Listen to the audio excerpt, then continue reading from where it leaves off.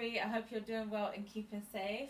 Have a paper and pencil ready for today's maths lesson. Our learning objective is to explain the similarities and differences between unit fractions and non-unit fractions, but we'll learn about them later.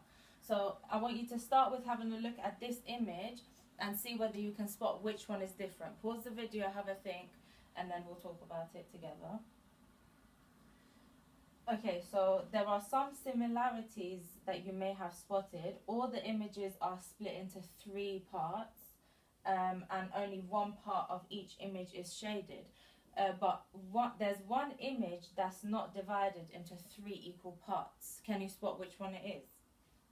So if you look closely, this image is not divided into 3 equal parts, but the rest of them are. So if we get rid of, if we just consider one of the shapes, let's consider this one. Can you write a fraction to represent the shaded part of this image? Don't worry if you struggle, we'll talk about it in a second. So pause the video, have a go, and play the video when you're ready.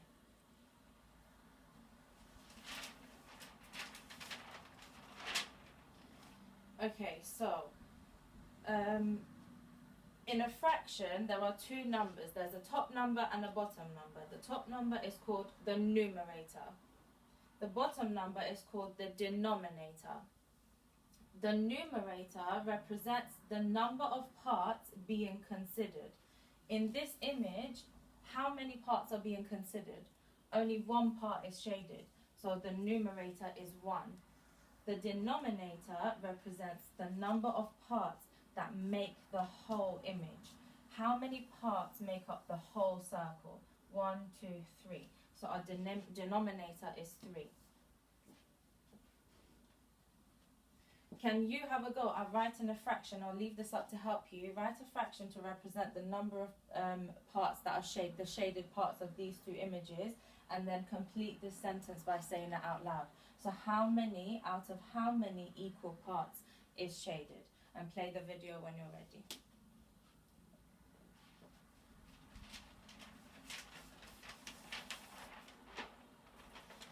Okay, so I've had a look at how many parts make up the whole.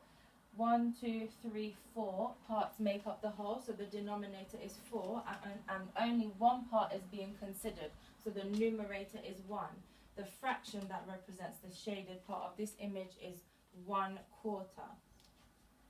In the second image, 5 equal parts make up the whole. 1, 2, 3, 4, 5. So my denominator is 5 and my numerator is 1, because my numerator represents the number of parts being considered. So 1/5 of that image is shaded.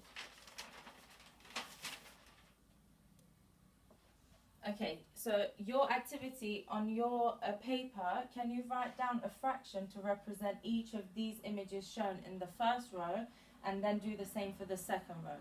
Once you're done, have a look at your fractions from the first and second row and see whether you can spot any similarities or differences between them, and then play the video when you're ready.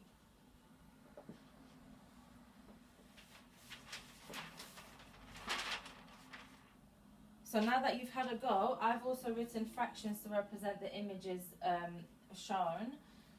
Let's have a go at reading the fractions out loud together. Let me start by just explaining one. So for the first one, I've looked at the number of parts that make up the whole image. 2, 4, 6, 8. So my denominator is 8, and only one part is shaded. So my numerator is 1. So 1/8 of the shape is shaded. Let's carry on reading the fractions together. 1/8, 1/4, 1/5, 1/6, 1/9.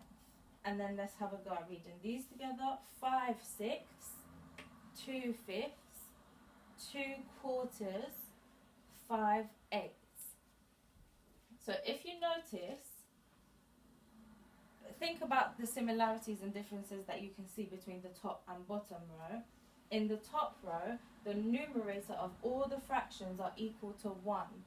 These are called unit fractions, units meaning 1. So the numerator of a unit fraction is always equal to 1. the fractions in the bottom row, the numerator of all the fractions is greater than 1. So if we have a look at this one, for example, the shape is divided into 5 equal parts, but instead of 1 part being shaded, 2 parts are being shaded. So 2/5 of the shape is shaded. These are called non-unit fractions. Unit fractions, non-unit fractions. Okay, so your next activity, now that we've discussed, before your next activity, have a go at saying these sentences out loud now that you know what unit fractions and non-unit fractions are. A unit fraction is a fraction whose numerator equals 1, and a non-unit fraction is a fraction whose numerator is greater than 1. Your next activity is to draw and write a unit and non-unit fraction that both have a denominator of 6. I'll leave this up so that you can remember what a numerator and denominator represents. And while you're doing that, you don't need to pause the video just yet. Pause it when I finish writing what a unit and non-unit fraction is to help you here as well.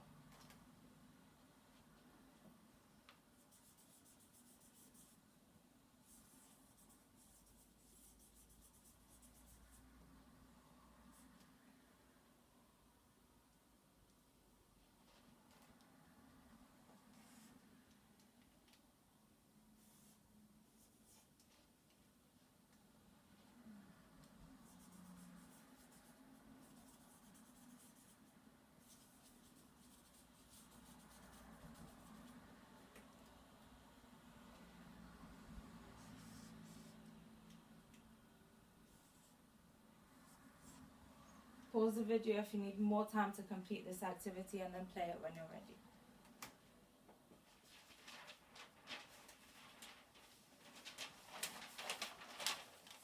Okay, so here I've had a go at drawing a shape. You can draw any shape that you want. I just found it easier to do a circle. I've drawn 2 circles that both have a denominator of 6, which means that the whole needs to be divided into 6 equal parts. 6 parts need to make up the whole circle. So we need to have a unit fraction, remembering that a unit fraction has a 1 as its numerator. So we have to have a 1 as our numerator. So that means how many parts of this shape is going to be considered? Only 1, because our numerator is 1. So you can shade 1 part of it. Now we need a non-unit fraction. A non-unit fraction is a fraction whose numerator is greater than 1. You can choose 2, 3, any number that you like, but it has to be up to 6, because we only have 6 parts that make up the whole. You can't have 7 because we don't have 7 parts to shade. So I'm going to choose 4. And I'm going to shade 4 parts.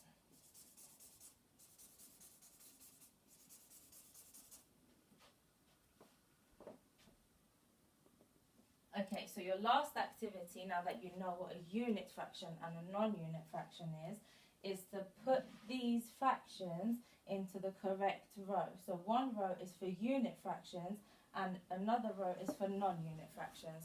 Remember to upload all your work that you've completed on Tapestry, and if you would like to, you can also share it on Facebook and Instagram.